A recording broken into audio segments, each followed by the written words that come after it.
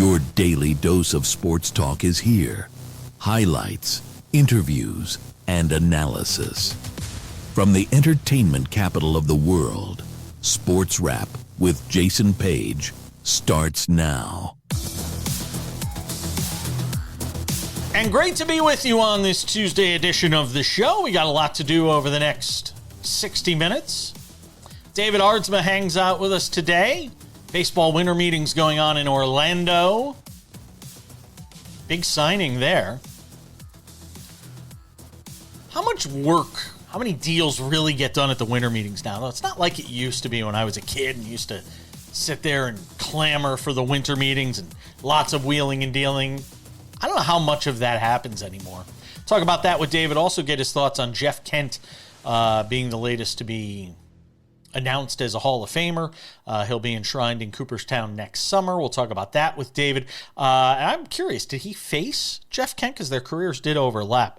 We'll talk about that as well with David Aardsma coming up a little later on. Some NFL to get to in 10 minutes. We'll talk about the Chargers win over the Eagles in overtime last night. Third straight loss for the Eagles. We'll get into that and some injury news from around the league. But as always, we start things with the big story on this Tuesday. And, you know, it's amazing to me. Isn't it amazing? It's amazing to me that we went through this whole Lane Kiffin drama that played out over the last few weeks. And you had Ole Miss and Kevin Carter, the AD, and the school and the administration deciding, no, Lane Kiffin. You can't have your cake and eat it too. They did it at Tulane. They did it at James Madison. You know, other schools that have said, hey, we're going to let our coach in the playoffs, even though they're leaving to go to another school. And I understand this is different because he's leaving to go to another powerhouse school within the conference in LSU. I get all that. But ultimately, you had Ole Miss make this decision to basically cast away Lane Kiffin. Pete Golding becomes the new head coach, the defensive coordinator, and it just wasn't allowed. It wasn't possible to have Lane Kiffin there because he might poach players, and maybe some of the players didn't want him there, whatever it may be. But then, ever since we've heard the news of Lane Kiffin leaving for LSU, and ever since we've heard the news of Pete Golding becoming the head coach, there's been this trickle of information that comes out. First, it was Charlie Weiss Jr., the offensive coordinator, and him finding out, oh, he's going to be allowed to come back over and coach Ole Miss during the playoffs. Okay, it's the offensive coordinator, right? I mean, it's a big role, and the team wants to give itself the best chance to win in the playoffs, even though Lane Kiffin will actually be the one to profit off of Ole Miss's success in the playoffs, even though he's not coaching the team. Put that aside for a second. Then you see the news on Monday that at least 4 more assistants that are currently employed by LSU, formerly coaches at Ole Miss, are going to be back at Ole Miss to help them get ready for and coach the team in the college football playoff game against Tulane. Let's just stop and marinate in this for a second. Let's just think about this. You're not going to allow Lane Kiffin, who I argued from the start should be allowed to coach, but I understand their rationale for not letting him coach Ole Miss in the playoffs. That logic made sense when he took the coaches and took everybody else to LSU other than Pete Golding, who's staying on to become the head coach of the team. It made sense to me when he did that. And the school decided, you're taking all these coaches from us, whatever, you're going to a team within the conference, we can't have you here. But when everybody else, not named Lane Kiffin, is allowed to come back and coach the team, and Lane Kiffin is the only one who's not coming back to coach the team in the playoffs, now I'm saying something doesn't add up here. Because the argument that, well, Lane Kiffin could be trying to convince players to transfer to LSU next year He's going to poach guys from the roster. He's going to poison the well at Ole Miss. Well, when every other assistant of Lane Kiffin is allowed to come back to Ole Miss and coach the team, it tells me there's something else at play here. It tells me that Lane Kiffin, despite what Kevin Carter might have said throughout Lane Kiffin's tenure and the success that Lane Kiffin had, it tells me there's something more personal at play here. There's something more nefarious that had to have taken place that we do not yet know of. But we will in due course, because all of these things leak out with time, the tell-all books, all of this stuff. At some point, we're going to find out that there had to be something more at play here. Because to have Charlie Weiss Jr. come back, to have 4 other assistants come back, something doesn't make sense here. I'm calling shenanigans. Big story number 2. Pete Bevacqua. You know, I was taught something as a kid. When you're in a hole, stop digging. Pete Bevacqua, the athletic director at Notre Dame, you're in a hole, stop digging. I mean, are you trying to become supervillains? It's bad enough Notre Dame already has sort of this villainous reputation around college football because of its independent status, its deal with NBC and Peacock, that, you know, this national team when college football doesn't really have one. It has a national conference, the SEC, but there's no national team quite like Notre Dame, which people already kind of hold against them. And what some people have thought over the years, up until this year, was preferential treatment when it came to things like the BCS and now the college football playoff. So when you get Pete Bevacqua on Dan Patrick's show yesterday, espousing that the ACC did him wrong, when all they did was the typical politicking that takes place every year in college football around trying to get teams from your conference or your team in particular into the playoffs. For Pete Bevacqua now to stand up and cry foul and say the damage, the irreparable harm that's been done between us and the ACC, give me a break, Pete Bevacqua. The only people you're talking to now, it's almost like politics. You're only talking to the people in your silo. Everybody else is tuning your crap out. And all you're doing is making Notre Dame look worse on the national landscape. Not better, worse. If that's your goal, keep digging. We're coming back with some NFL. Chargers knock off the Eagles. We'll get to it next.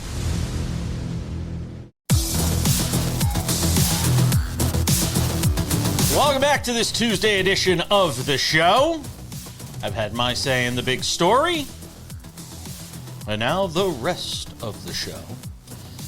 David Aardsma coming up in 20 minutes. We'll talk with him about the baseball winter meetings. Also the Jeff Kent Hall of Fame announcement. Get his thoughts on that. Some more NFL to get to coming up in about 10 minutes as well. Sam Yarnell is here. Eagles lose again.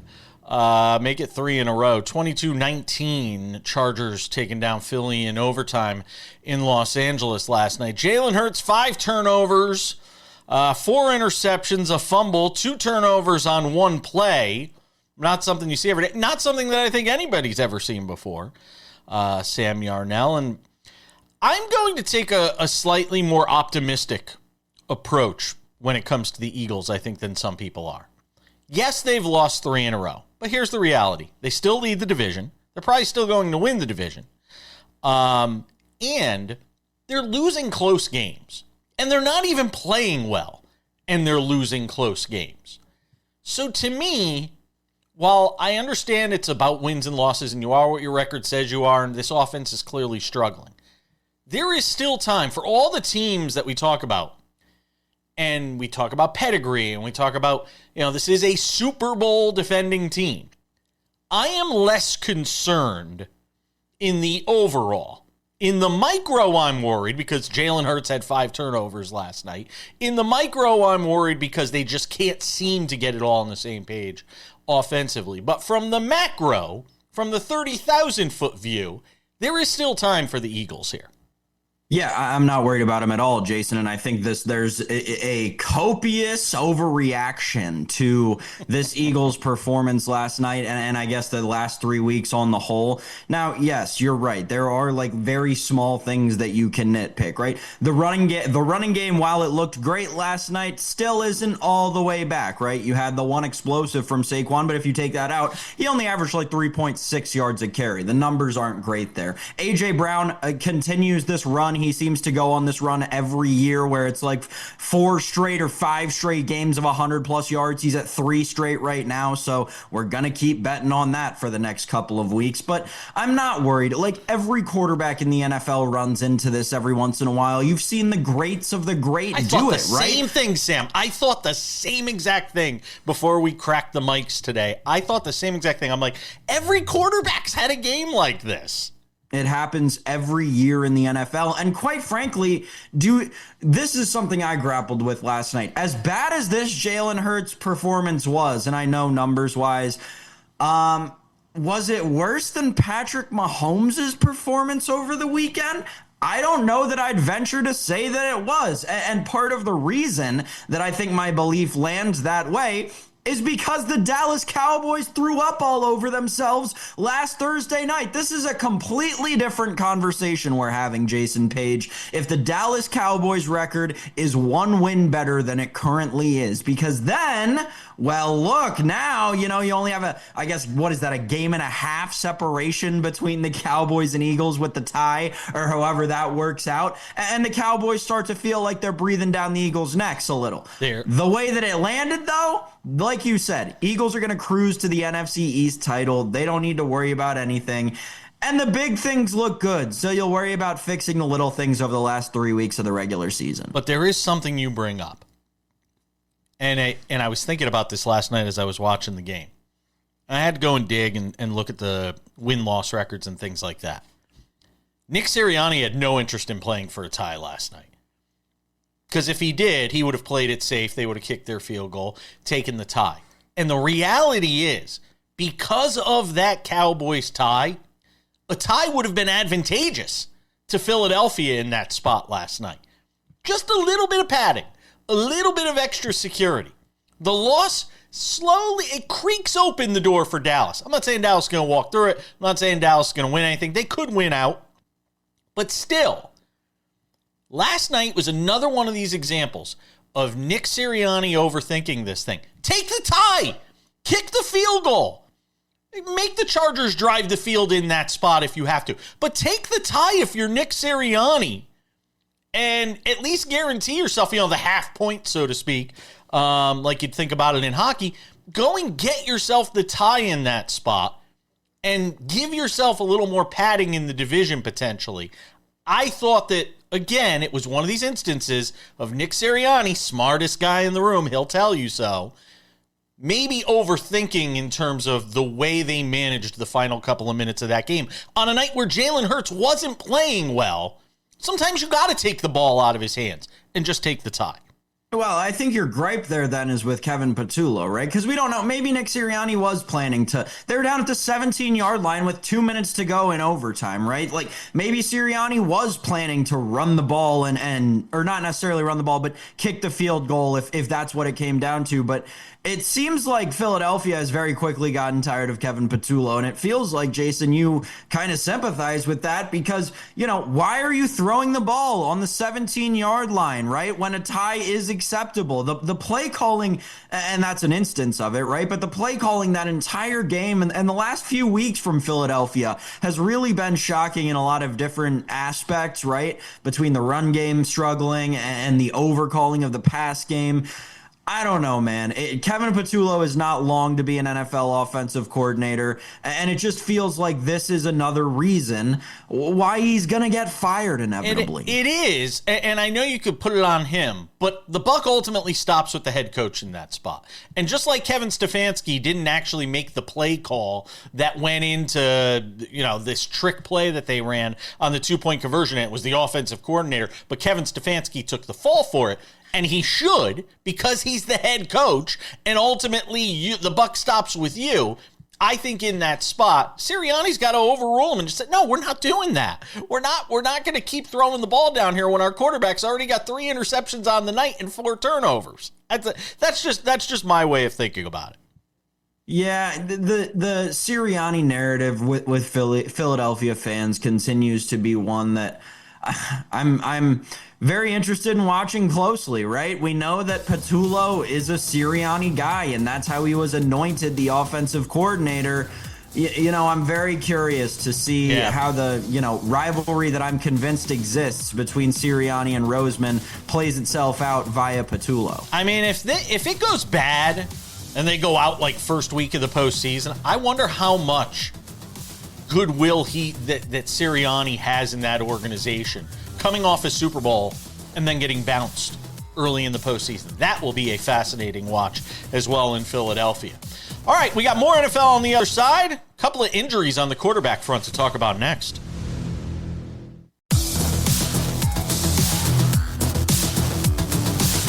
Welcome back inside the SportsWrap studios in Las Vegas. I am Jason Page. I can't be lying. It says it right there on the screen. David Aardsma, the former MLB reliever, he will join us. Our MLB analyst. Get some thoughts with him on the winter meetings going on in Orlando and some very interesting comments from Tigers management regarding everybody on their roster, and everybody includes a certain Cy Young Award winner. Let's get him, Yankees. Come on, let's go.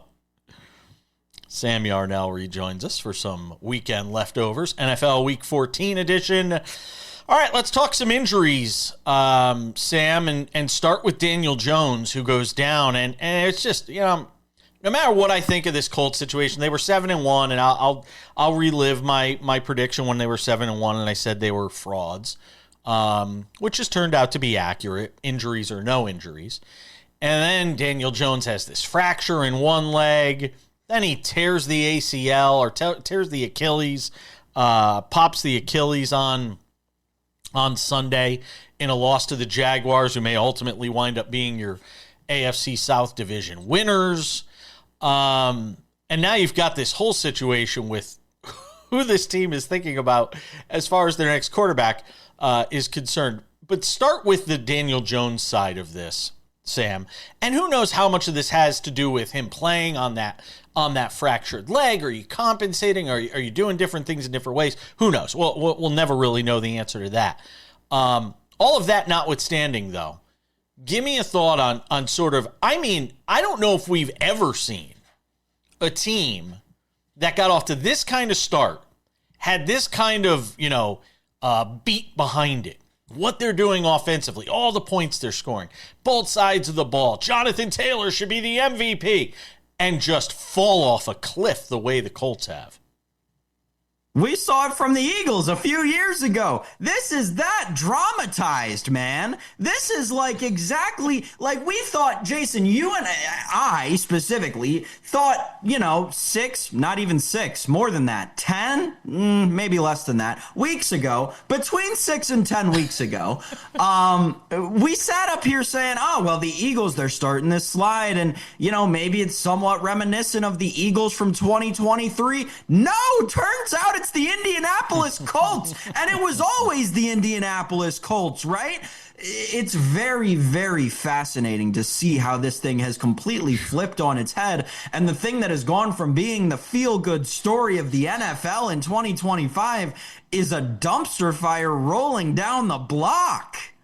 It is, and it gets even more interesting, because with Anthony Richardson hurt, the orbital bone injury, the freak accident that happened in the locker room, with Riley Leonard being your backup, who, by the way, I didn't think played terrible getting thrown in and thrust into that spot. But apparently there's enough panic in that organization that they felt the need to go and work out 44-year-old Phillip Rivers, who's been retired since 2020. He's on the Hall of Fame ballot this year, Sam. He's on the Hall of Fame ballot.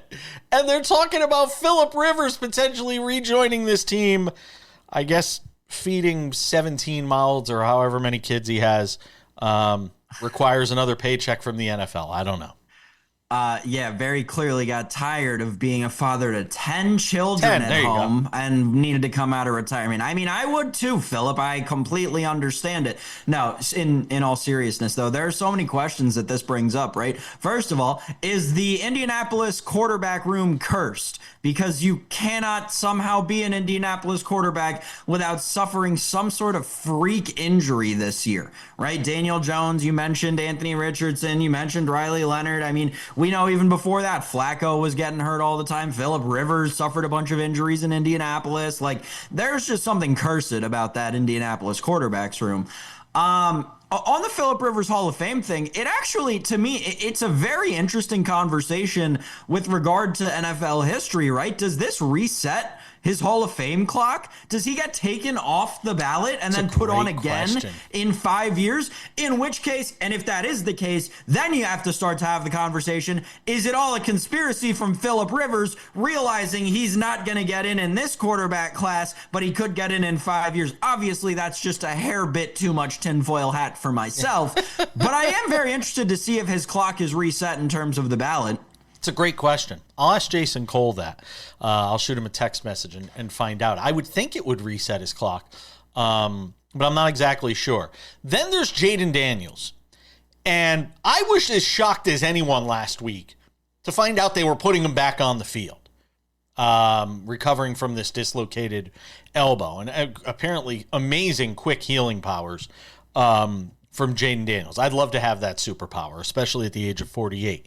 But Jaden Daniels goes out there and gets hurt on what is a pretty typical sort of NFL play.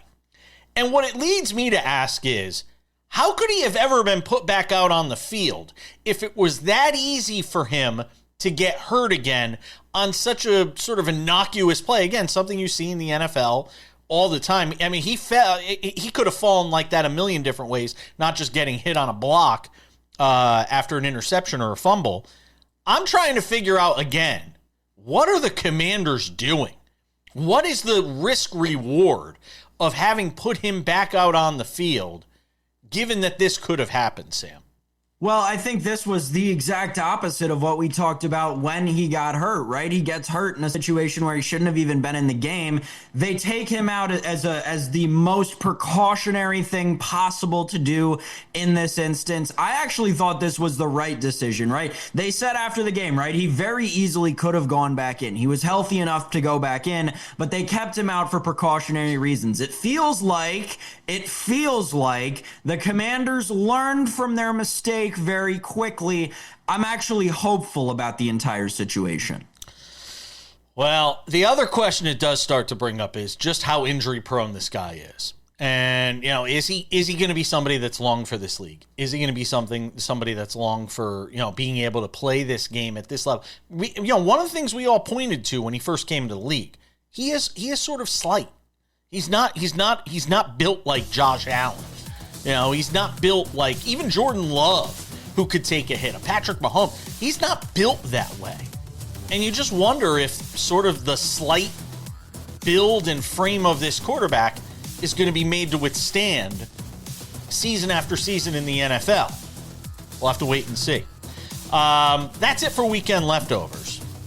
But we've got odds and ends around the corner. And there is another leftover to get to that involves football, but not the football you think.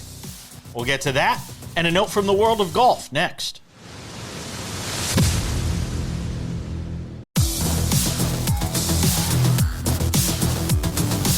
Welcome back on this Tuesday, where we're talking some baseball.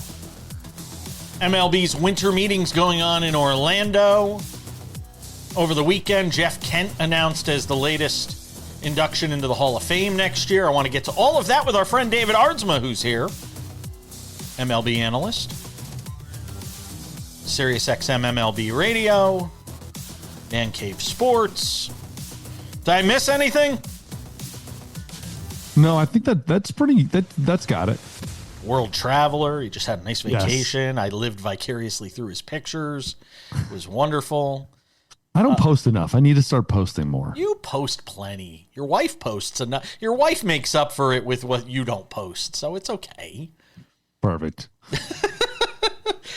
Breaking news as we put the show together, Kyle Schwarber, Sam Yarnell doing what? Five years for the back with the Phillies? Is that what you got? Yeah, 5 years and $150 million, Jason. It's the most money a DH will ever get paid year over year in baseball history. So the Phillies wanted their guy. They went out and they matched, if not exceeded, every single offer that Kyle Schwarber got, and he's returning to Philadelphia. David, the winter meetings, when I was a teenager, this is a really true story, 30 some odd years ago, I used to sit up late at night listening to WFAN, waiting for the news that was going to break from the winter meetings. I mean, I used to get so excited for the winter meetings. And stuff still happens.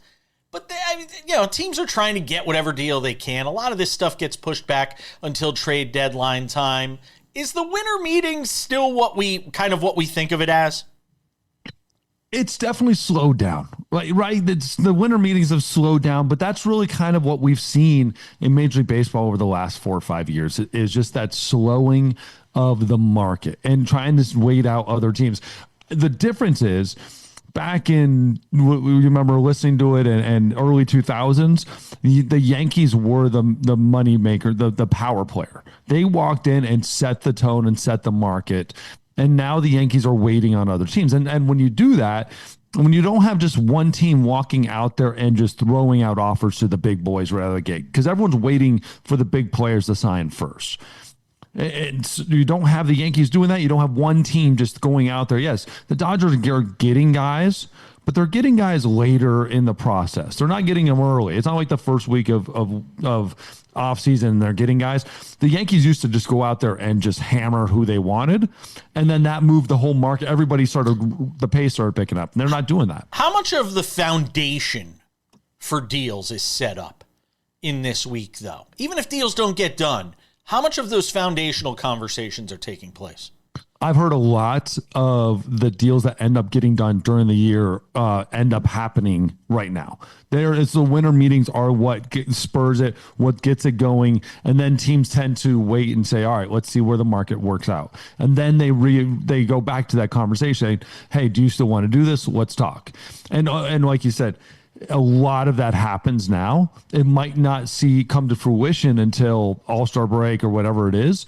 But now is when those conversations lead to that stuff. Also, now is when you kind of throw stuff against the wall and see what sticks. And you're throwing ideas out there. You're just kind of maybe have a drink or two and say, what do you think of this? What do you think of that? What do you think of this? And then you kind of see what happens and what people are leaning towards. Or if you're like the Dodgers, David, like you mentioned, you just go out and buy everybody, like they just did with Edwin Diaz. Obviously, his spot being taken in New York by Devin Williams, but now the Dodgers go out and add another piece to this bullpen, the reigning defending world champions.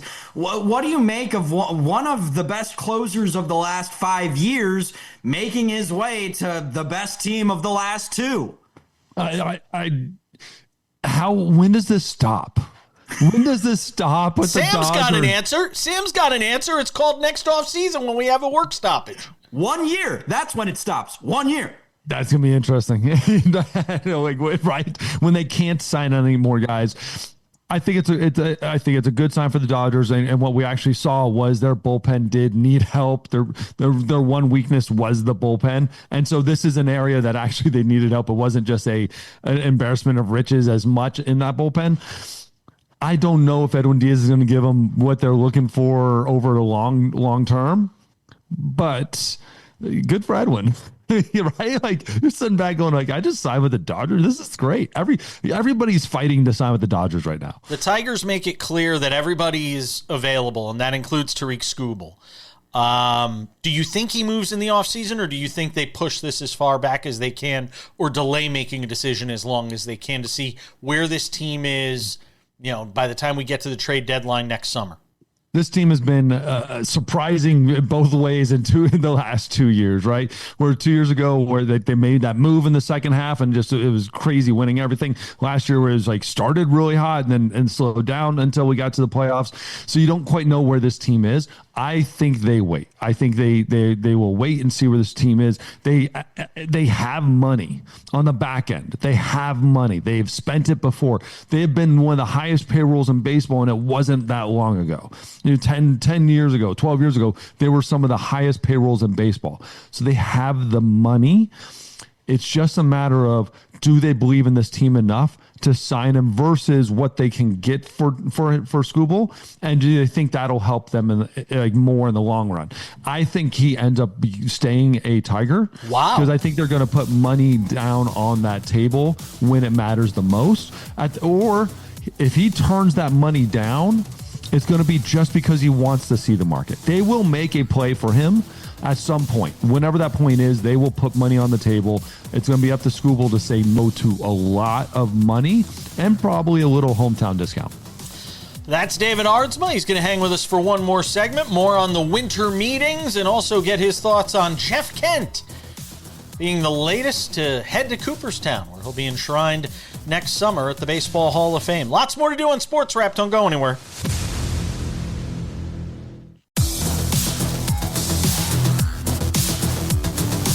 Welcome back. Coming up in 10 minutes, some odds and ends. Get into a different kind of football. Want to stick around for that. Also some golf news, AP Athlete of the Year news too. The great David Aardsma, former big league reliever, closer, hangs out with us on the show. Couple of more winter meeting things I want to get your thoughts on. Kyle Tucker. And look, I mean, the Blue Jays have already been active in this offseason, David. What do you make of, Kyle Tucker going there visiting with the team and what the Blue Jays are doing, not just to kind of keep their foot on the pedal in this offseason, but trying to maybe even grow the gap between themselves and the Yankees? Think about where we were at last year and their conversation with Vladimir Guerrero Jr. And I believe, I don't know who said it. I know I had said it before, where Vladdy goes, the Blue Jays go. That's what it comes down to. Vladdy decided to stay, and look at the Blue Jays now. They're mere inches away from winning a World Series, in that first year. They've got George Springer, who's just been as consistent, as amazing as ever, and they're going after what a lot of people believe is the top free agent.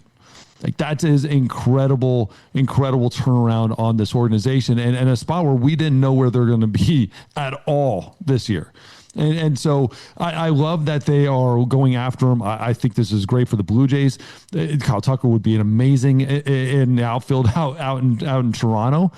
And you see them separating themselves from the rest of the division. They are building a larger and larger gap with some of their signings already, and going after Kyle Tucker will all that will do is just increase that gap. And then it's just a matter of, can they get the same type of year out of guys like Clement, Jimenez, Barger? Can they get the same type of production out of those guys? That's all it's going to come down to. David, we're starting to get World Baseball Classic rosters dripping out. I mean, at this point, we know the confirmed Team USA guys are like Judge, Skeens, Raleigh, Schwarber, Witt, Corbin Carroll, Gunnar, Pete Crow Armstrong, and a handful of pitchers. I think Alonso too, right? Yes, right. Pete Alonso as well. In terms of how we've seen the World Baseball Classic grow over the last 20 years, and with all of these star players getting ready to play in this next one and where baseball is at now, how do you think that that's impacting the game as a whole, not only on a national stage, but on an international stage as well? On an international stage, it's having a huge impact, especially, we know about the big schools, the big teams, right? When you're talking about like Venezuela, Dominican, US, obviously Japan, and you get the big teams. The Netherlands have always been like surprisingly like right there with all those teams. those teams are always going to be big. Baseball is always going to be big in those places. That it's just kept promoting it, especially in all those other places. I don't know what it's done in the U.S. That's always a hard one because baseball is always kind of big. But it's a lot of those other countries, those smaller countries that are trying to get in, trying to get their foot in the door. And Israel, right? That's a big one for them to promote baseball. You're looking at Czech Republic from the last time, and what influence that had on just creating leagues around places that didn't have leagues, that didn't have places, creating a noticeability. You're seeing the amount of countries grow, and they're attempting to make the World Baseball Classic. So you have to love it. That's where I see the growth of baseball, is those other smaller countries that never had teams. Just wait until we get like a real China team or a real India, like where they kind of get behind and start putting some money behind it. You're going to start seeing some athletes that can play sports they're just incredible athletes that would have chosen an Olympic sport or chosen a cricket. You never know what they're choosing because that's all their only choice they've ever had. On Sunday, we learned Jeff Kent, the all-time leader in home runs for second baseman, was being inducted into the Hall of Fame next year. Obviously, the contemporary ballot era committee, whatever thing that they have, former players, media people, executives that take part in this thing. David, Jeff Kent gets in. I've made my case why I thought Don Mattingly should have got in and he didn't. We all know about the PED guys that didn't get in. What was your reaction to Kent being the only one getting in? Now, I love that Jeff Kent got in. This is, for me, he's a Hall of Famer. I'm still amazed that he didn't get in the first ballot year, the leading home run.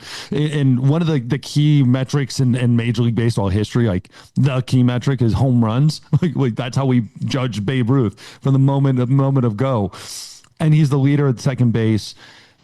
He should have been in from the moment he was on the ballot. Should have been a first ballot Hall of Famer. So this is just correcting, I believe, a wrong. And that's the whole idea of this contemporary panel, was just to correct wrongs, right? Him being the only one is just a slap in the face. A slap in the face of everybody. There are already PED users in. There already are. But we're sitting here and trying to hold Bonds and Clemens to this different standard than anybody else. Like, Jeff Kent played in that same era, like Poppy was on the list. But we're not willing to give the bye to these two guys because they were the greatest at it. They're better than you at it. That to me still frustrates me. Is allow the Hall of Fame to be the best players, allow the museum to tell the story of those players and of those eras, and this ends it. This is, in all reality, this ends it for Bonds and Clemens. How on earth is they didn't get the 5 votes? How's Gary Sheffield not a Hall of Famer? I mean, seriously. One of the most feared hitters in the game. Really, for his entire career, David. It drives me bonkers. We could spend all day on this, and I'm sure we'll talk about it more off the air. But Jeff Kent, deserving of being in the Hall of Fame, but a lot of other guys that were deserving that got the shaft as well. David Aardsma, former big league reliever and closer, hanging out with us on the show. Check him out on SiriusXM MLB Radio and Man Cave Sports. Thank you, my friend. Thank you.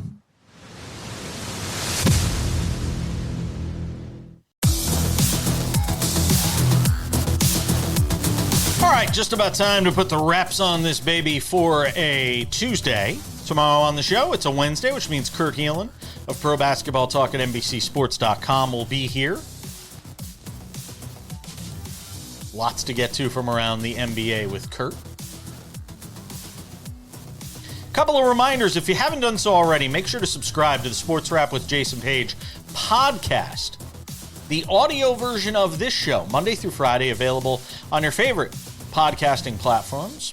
Spotify, Apple Podcasts, YouTube Podcasts, iHeartRadio, TuneIn, Odyssey, Amazon. Anywhere you get a podcast, you can listen to this show Monday through Friday.